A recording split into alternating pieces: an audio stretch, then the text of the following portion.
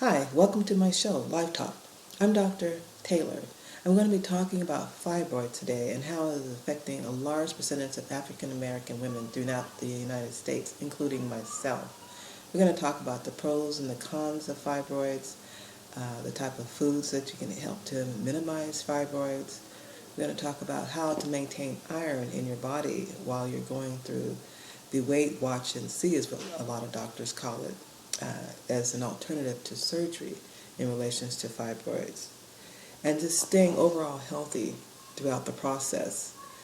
Fibroids is a tumor that a large percentage of African American women have been getting lately in the uterus, inside and outside and around the uterus, and many doctors do not know what the cause is. At least that's what my doctor told me, that they have speculations or assumptions. So it's up to us to educate ourselves and about how we can help ourselves to minimize the growth of these tumors. And I'm going to talk about some of the things that I did. I cannot guarantee that it worked for everyone, but it has definitely helped me throughout the years as an alternative to surgery. And one of the things that I did that I'll talk about today was maintaining iron in my body. I noticed that a large percent of African American women, including myself, suffer from anemia in relation to these fibroids because of the heavy bleeding. And I found myself month to month having to constantly maintain enough iron in my body to be able to sustain for the following month. And some of the pointers and things that you can do to help yourself is go out and buy a cast iron pan. They're kind of expensive, but in the long run, they're quite worth it because they have iron in them. So I went out and bought two. I bought one at Macy's, and I think Walmart also sells them online. So you can order them from a host of different kitchenettes or kitchen places or department stores that sell houseware goods. I also did some research. I bought some iron pills, or you could take a multivitamin with iron, but I kind of did both because my iron was really low, so I wanted to make sure that I had enough iron to last me for the next month to deal with the menstrual flow that follows with fibroids. I also ate iron-rich foods, a lot of green, leafy vegetables, liver, which is a very high source in iron in relation to meat, even though I'm not a big meat eater, but again, you have to outweigh the good and the bad, as an alternative. So I did get chicken liver, which is one of the most highest sources of iron in meat. And then there's also beef liver, a lot of iron. So everything, as far as breakfast, I had malto with iron. Foods that were rich in iron, raisins, they're high in iron. So you want to really, and this is a commitment, this is a long-term commitment as an alternative to surgery, to maintain enough iron in your body, especially for women who are close to menopause. When the doctors put you under the Weight Watch and See and you're close to menopause, and you want to figure out a way to make it to menopause, because the theory is that most women who go through menopause, when they stop their period, the fibroid begins to shrink. Because it has nothing to feed off. It generally feeds off our blood supply. And a lot of the foods that we eat can also cause it to grow.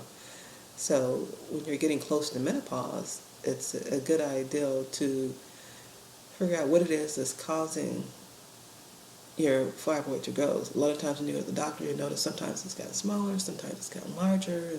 And that's what I was kind of going through with my doctor. And I started experimenting on my own self. So I changed my diet as well, in addition to taking a lot of iron and the type of foods that I eat. And I would recommend that most women change their diet to organic food. And organic is not a bad thing. It just simply means that it's food that's not processed with all the different chemicals and pesticides and pills that all these animals are given as a means to either increase their growth factor or just to keep them healthy in order to feed it to humans for human consumption. Or look for meats that says no hormones or no added antibiotics or anything like that, because it's my belief that a lot of the foods that we eat and consume is causing a lot of these growths or these tumors in our bodies. I mean, that's my theory, my belief. So I would suggest that you change your diet, change some of the things that you're eating, take iron pills, And I would regularly, every 6 months, have my blood checked. And I noticed, as a result of changing my diet and making sure that I'm consuming enough iron, that I stayed right there each month as far as maintaining enough iron in my body so I don't have to have a blood transfusion or be considered as a patient that really needs to have a hysterectomy, or someone that possibly may want to choose some of the other options that were given to me.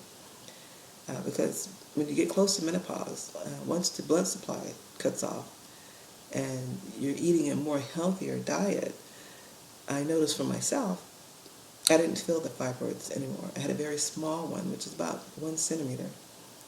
And I do have friends and family that I know whose fibroids have grown or enlarged. And a lot of it has to do with some of the foods that we consume and some of the things that we eat.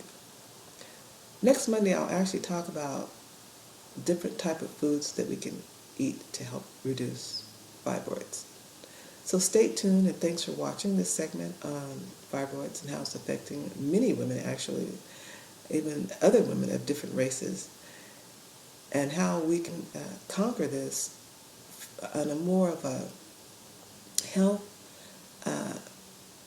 way, and a more of a way of dealing with it without having to go under the knife or wanting to keep all of our body parts inside of us without a doctor, suggesting that we have everything removed.